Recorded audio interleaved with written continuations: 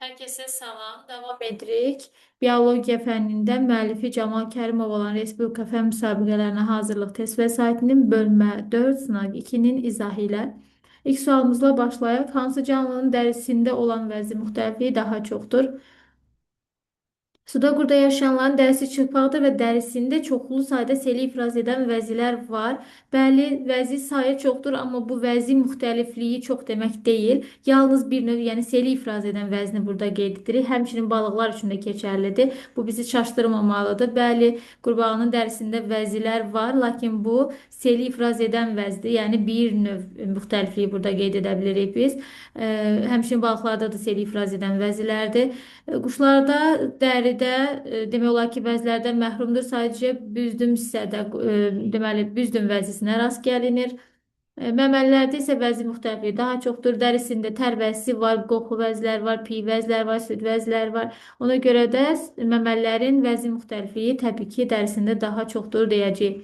Sual 2. X ve Y canlıların yerine müvafiq olarak hansı canlılar yazılabilir? X canlısının beden temperatürü xarici mühitdən asılı değil kimi görsənir. Y canlısında isə xarici mühitin temperatürü artdıkça Y canlısında beden temperatürü artmıştır. Demək ki, Y canlısı bizdə soyuqqanlı, X canlısı isə istiqanlı canlıdır. İstiqanlı canlılara biz məməlilər və quşları, soyuqqanlı canlılara sürünən, suda qurda yaşayan balıqlara aid edə bilərik. Baxsaq, burada cavabımız X canlısı istiqanlı olmalısa cavab vaşaq məməli götürə bilərik ilk hissədə və ya quş, hər hansı bir quş növü ola bilərdi, götürə bilərdik. İkinci hissəsi soyuqqanlı canlı olmalıdır. Cavabımız buradan C variantıdır. Deməli, ilan soyuqqanlı canlılara aiddir, bədən temperatürü xarici mühitdən asılıdır, amma vaşaq isə istiqanlı canlılara aiddir, bədən temperatürü xarici mühitdən asılı deyildir. Sual 3 verilmiş şekilde təsvir olunmuştur. Burada boşluqlar tipinin nümayəndəsi olan hidrozola sinfinin nümayəndəsi olan hidra göstərilmişdir və hidranın qeyri-cinsi yolla tumurcuqlanaraq bədənində ikinci bir hidranın yaranaraq bədəndən qopub düşməsi təsvir edilmişdir. Burada tumurcuqlanma təsvir edilib hidranın qeyri-cinsi yolla çoxalması. Sual 4. Hər üçü üçün ortaqdır. Burada biz boğmayaqlar tipinin nümayəndələrini görürük. Birinci, əqrəb, ikinci, kəpənək, üçüncü, çay xərçəngi təsvir edilmişdir. Əqrəb hörümçək-kiblər sinifinin, kəpənək həşatlar sinifinin, çay xərçəngi isə xərçək-kiblər sinifinin nümayəndəsidir. Qısqacların olması həşatlarda qısqaclar yoxdur. Qısqac əqrəbdə ola bilər. Əqrəbin qısqacı xeliserlərin şəkil dəyişməsidir. Çay xərçəngin qısqacları isə yerimayaqların şəkil dəyişməsidir. Hərəkət orqanlarının sayı əqrəbin 8 ayağı, kəpənəyin 4 qanadı, 6 ayağı və xərçəngin də 520 ayağı vardır. Hərəkət orqanlarının sayı bərabər olmadı.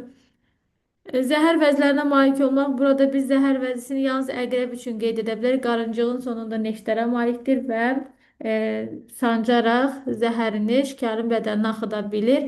Zəhər vəzisi hamısına aid deyil, amma burada hər üç sinifin nümayəndəsi, yəni hər üç canlı boğmayaqlar tipinə aiddir. Üç fərqli sinifdir, lakin eyni tipdə birləşirlər. Sual 5. Aşağıdakı canlıların hərəkət orqanlarının sayının artma ardıcılığı ilə düzün. Bal arısının hərəkət orqanları 4 ədəd qanat, 6 ədəd ayaq olmaqla 10 hərəkət orqanı vardır. Xaçlı örümçək 8 hərəkət orqanına, 8 ətrafa malikdir. Birədə isə qanad yoxdur. Bit və birələrdə həşatlar sinfinin nümayəndəsidir və bunlarda qanad yoxdur, uça bilmirlər. Yalnız yermə ayaqlarına sahiblər. Bit, birə, işçi, qarışqa bunlarda qanad olmaz. Və hərəkət orqanının artma ardıcıllığı ilə qeyd edirsə 3, 2, 1 ardıcıllığına qeyd edə bilərik. Sual 6 şəkildəki canlıya aiddir. Burada fil təsvir edilir. Biz bilirik ki, fil qalın dəri qatına malikdir, lakin tükü örtüyü yoxdur. Tükü örtüyünə malikdir deyilsə yanlışdır. Məməlidir, bəli, bədən temperaturu sabitdir. Onurğalı canlılara aiddir. Doğrudur. Dərisində vəzi yoxdur. Xeyr, məməlilərin dərisində vəzi müxtəlifliyi daha çoxdur demişik. Balasını südlə bəsləyir. Bəli, bu doğru fikirdir. Cavabımız 2, 3, 5 olacaq B variantı. Sual 7. Y üzərinə gəlsin X ifadəsinin qiymətini tapın. Bal arısı təsvir edilib, az öncə də qeyd etdik. Yermə ayaqlarının sayı 6-dır, qanadlarının sayı 4-dür, hərəkət orqanlarının sayı X üzərinə gəlsin Y ifadəsinin qiyməti onu verəcəkdir. Hər iki canlıya aiddir. Məməli və quş verilib. Tük örtüyü məməlilərə aid xüsusiyyətdir. Tərvəzləri məməlilərə aid xüsusiyyətdir. Şəkildə təsvir olunan məməli Diri bala doğmaqla çoxalır. Burada yumurta qoymaq təbii ki, quşa aid bir xüsusiyyət olacaq. Süd vəzlərinin olması bu məməliyə aid bir xüsusiyyətdir. Onurğanın olması isə həm quş, həm məməliyə aid bir xüsusiyyət olacaq. Hansı canlıda tüləmə müşahidə edilmir? Tüləmə tük tökmə deməkdir və əgər bir canlıda tük örtüyü yoxdursa, demək ki, onda tüləmə hadisəsi də baş verməyəcək. Burada begemotu götürə bilərik. Sual 10. Ev iti, kərtənkələ və çöl göyərçin verilən canlıların dərisində mövcud olan vəzlərin növ müxtəlif artma ardıcıllığı ilə yazın. Deməli, artma ardıcıllığı ilə az öncə qeyd elədik ki, məməlilərdə vəzi müxtəlifliyi daha çoxdur. Kərtənkələ deməli dərisi vəzilərdən tamamilə məhrumdur. Ona görə ən az vəzi müxtəlifliyini kərtənkələdə qeyd edərik. Çöl göyərçində quşlar sinfinə aiddir, büzdün vəzinə sahibdir. Məməlilərdə vəzi müxtəlifliyi daha çoxdur. Cavabımız olar 2, 3, 1 D variantı. Sual 11. Onurğalı heyvanlarda mövcud olmaz. Onurğalardan, misal üçün tısbağalarda çanaq var. Təbii ki, onurğalarda kəllə mövcuddur. Onurğa tipin əsas xarakteri xüsusiyyətidir. Daha doğrusu yarım tipin əsas xarakteri xüsusiyyətidir. Və xeliserlər, biz bilirik ki, xeliser boğmayaqlar tipində hörümçək-kimlər sinfinə aid bir xüsusiyyət oldu. Biz bunu onurğalara aid götürə bilmərik. Cavabımız olur D variantı. Sual 12. Uyğunluğu müəyyən edin. Bizə verilib köpək balığı, pingvin və delfin və bu canlıları deməli hərəkət orqanlarının quruluşuna müvafiq, daxili quruluşuna müvafiq yerləşdirməliyik.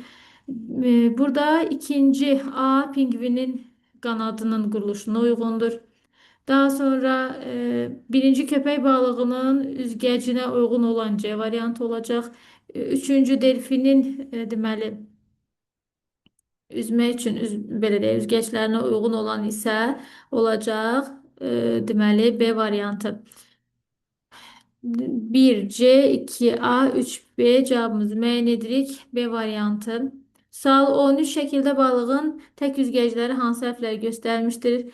Deməli, biz bilirik ki, bel, quyruq və quyruqaltı, yəni anal üzgəcləri təkdir. Döş və qarın üzgəcləri isə cütdür. Burada B, Y və D. Daha doğrusu sistem A, Y və D. A, bel, Y, quyruq, D anal olmaqla A, D, Y cavabını müəyyən etmiş oluruq. Tək üzgəclər. Cüt üzgəclərimiz isə C və B olardı. O sual 14. Göl qurbağası haqqında verilən fikirlərdən hansı yanlışdır? Bədəni baş, boyun, gövdə və ətraflardan ibarətdir. Boyun hissə seçilmədiyinə görə, bəli boyun fəqərəsi var, lakin boyun nahiyəsi seçilmir kənardan. Ona görə baş, gövdə və ətraflardan ibarətdir. Bu yanlış fikirdir. Bəli, sıçrayışla hərəkət edir. Ax ətrafları barmaqlar arasında pərdə var. Bəli, 10 barmağın arasında ümumilikdə 8 pərdə mövcuddur. Doğru fikirdir. Amfiblər sinfinə aiddir. Doğru fikirdir.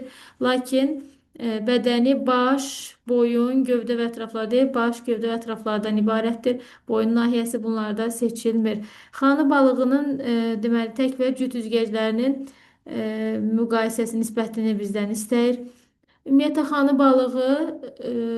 balıqlardan belə bir xüsusiyyətə malikdir ki, 2 ədəd bel üzgəci var. Bu gördüyümüz balıqda 1 ədəd bel üzgəci var, amma xanı balığında bir dənə də əlavə bel üzgəcini qeyd edirik.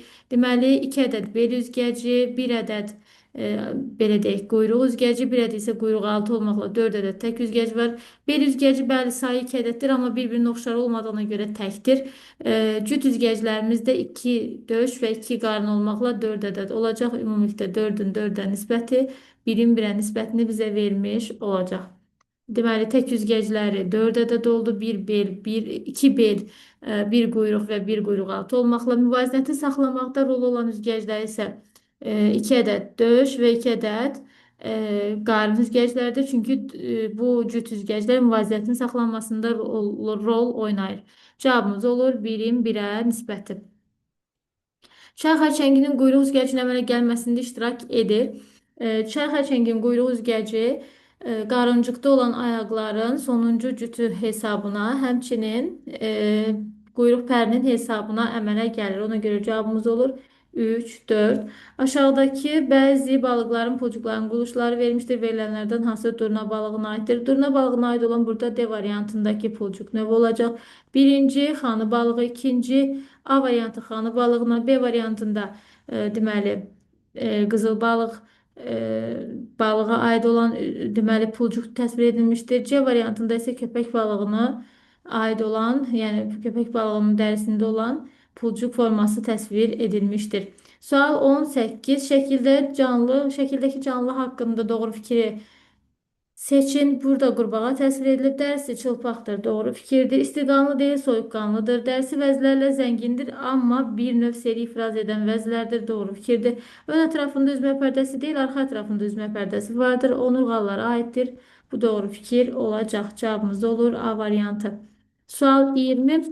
Yermə ayaqlarını isə bizə hörümçək təsvir edilir və X, Y, Z, K ifadəsinin cəmini istəyir. Yermə ayaqlarının sayı hörümçəyin 8 ədəd yermə ayağı var. Hər ayağının sonunda 3 ədəd caynaq olmaqla ümumilikdə 8 vıraq 4, 8 vıraq 3, 24 caynaq olacaq. 2 xelisir və 2 pedipalpa sahibdir. Deməli 34-36 cavabımızı müəyyən edirik. B variantı. Sual 21. X üzərinə gəlsin. Y, Z ifadəsinin qiymətini tapın. Bizə çay xərçəngi verilib. Meta xərçəng verilib. Quyruq üzgəcində olan lövhəcik sayı 5 ədəd 5 pərli quyruqdur və 5 ədəd lövhəcikdən ibarətdir. Ümumi bığcıqların sayı 4 ədəddir. Bir cüt uzun, bir cüt qısa olmaqla. Üzməyə xidmət edən qarıncı qayıqlar 5 cüt, onun bir cütü quyruq pərinin yaranmasında rol oynayır. Qalır yerdə 4 cüt, yəni 8 ədədi. 5 üzerine gelsin 4 üzerine gelsin 8 bu da edecek 17. Sual 22. Deməli, buğmayaqlar tipinin sinifləri verilib. Nümayəndələri bura uyğun yığmalıyıq. Burada Məryəm qurdu, bir də lanqustu götürəcəyik. Xərçəng kimlərə aid? Hörümçək kimlərə aiddir? Tarantul və otlaq gənəsi həşəratlara aiddir 1-ə. Cevabımız olur 1B-D, 2A-Y, 3C müəyyən edirik B variantı olarak. Verilen ifadelerden hansı doğrudur? Zəllərin ön və arxa tərəflərində, bədənlərin ön və arxa tərəflərində qılcıqlar olur. Xeyr, zəlilərdə bədənin ön və arxa tərəflərində sormaclar yerləşir. Bu qılcıqlar ifadəsi yanlışdır. Buğmayaqlar ümumi heyvanların yarısını təşkil edir. Biz 1-2 milyondan çox heyvan növü var və bunun 1,5 milyonu buğmayalıdır.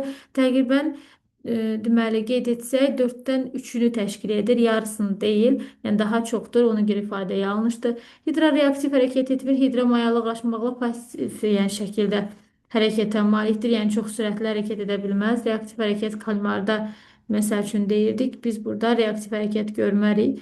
Əqrəblər hörümçək kimlər sinifinə aiddir? Bəli, əqrəblər hörümçək kimlər sinifinin əqrəblər dəstəsinə aiddir.